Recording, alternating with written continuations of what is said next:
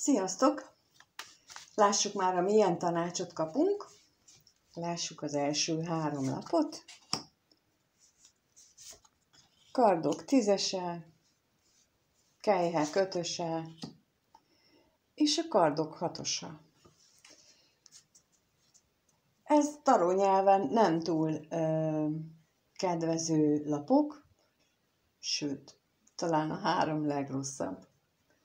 Mert hogy arról beszél nekem, hogy akik most ezt nézik, azok között vannak jó néhányan olyanok, akiket hátba szúrtak, becsaptak, nagyon alávaló módon kihasználtak, és aztán ott hagytak. Magára hagytak, és ő most ott van, és gyászol. Gyászolja ezt az egész dolgot, amiben ő így érzi magát,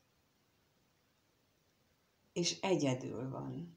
Na de lássuk, hogy milyen kiegészítéseket kapunk ezekhez, illetve tulajdonképpen ebben mi a tanács. Mindjárt megkérdezzük a kiegészítő lapokat a kardok 10-esére. A fa és a halak és a kelyhe 5-ösre, a férfi főszemély és a kulcs, és a kardok 6-os, a kutya, mármint a hűség, és a madarak. Akkor ebből nekem mindjárt az jön, hogy a nagy fájdalmat, a gyászt a férfi főszemély iránt érzi, illetve ha te férfi vagy, akkor te vagy az, aki ilyen gyászban érzed magad, az miatt, aki téged elhagyott, és úgy érzed, hogy nem nálad, hanem nála van a kulcs, a megoldás kulcsa, az a kulcs, ahogyan te ebből a helyzetből ki tudnál vergődni, hogy ebből a helyzetből te hogyan tudnál kiszabadulni. Ugyanakkor azt mondják nekem ezek a lapok, méghozzá a fa és a halak lapjait a kardok 10-esen, hogy próbáld ezt úgy szemlélni, hogy ne a gyászra koncentrálj, ne arra, hogy elment, hogy megbántottak, hogy mit tettek veled, hanem vedd ezt úgy, hogy ez egy nagyon megerősítő lecke volt. És a fa is azt mondja, hogy ezáltal te nagyon erős leszel, nagyon stabil leszel, hogy legközelebb sokkal körültekintőbb leszel hasonló helyzetben, például egy következő kapcsolatban. Ha ezt most feldolgozod, hogy mi történt, és neked ebben milyen részed volt, akkor ez téged nagyon meg fog erősíteni a gyökereitől egészen az egész életedre kihatással lesz ennek a megerősödése, és nem csak lelkiekben, de akár anyagiakban is megérzed ennek a pozitív hatását, hogyha képes vagy ezt úgy feldolgozni, ezt a gyászt, ezt a fájdalmat, hogy ebből megerősödve kerüljél ki. Mert azt mondja itt a következő lapok is, hogy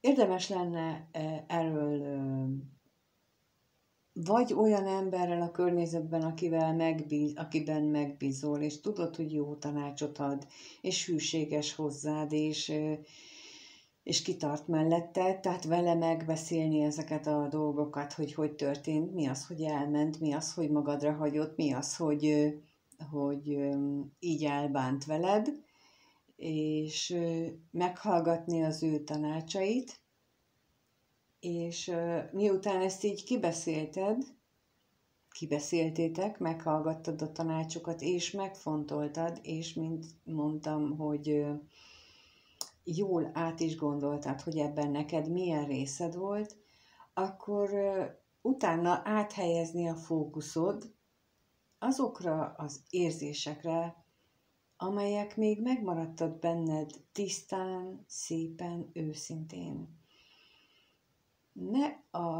Tehát, hogy megtaláld magadban, főleg így a beszélgetések és a feldolgozás által, és ha megstabilizálod magad, akkor megtalálod magadban a megoldás kulcsát, és nem másban keresed a megoldás kulcsát, hanem magadban. Mert ott van benned a megoldás kulcsa, csak meg kell találni. Ehhez viszont elképzelhető, hogy néhány dolgot magad mögött kell hagyni. Magad mögött kell hagyni például olyan élethelyzeteket, amiben eddig voltál.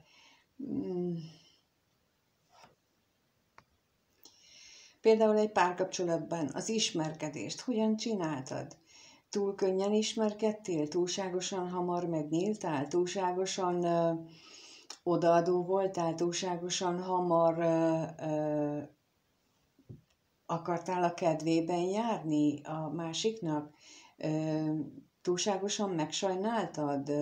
Vagy túlságosan gondoskodni akartál róla? Ezek mind lehetséges okok arra, hogy ilyen helyzetbe kerültél, és ezeket kellene végig gondolni, hogy nem biztos, hogy ez helyes.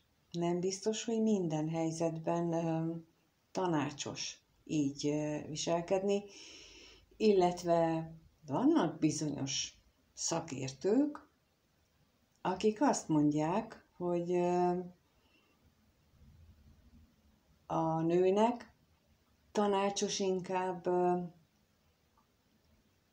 megtartani kezdetben mindenképpen a 3 lépés távolságot.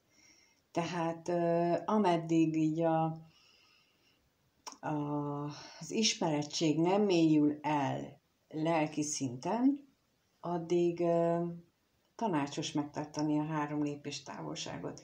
És lehet, hogy most sokan azt gondoljátok, hogy az már nagyon ódivatú, ahogyan a régi filmekben látni, hogy először csak randizgatnak, először csak kávézgatnak, és megpróbálják megismerni egymást, mert hogy ma már nem így működik a dolog, igen, és nem.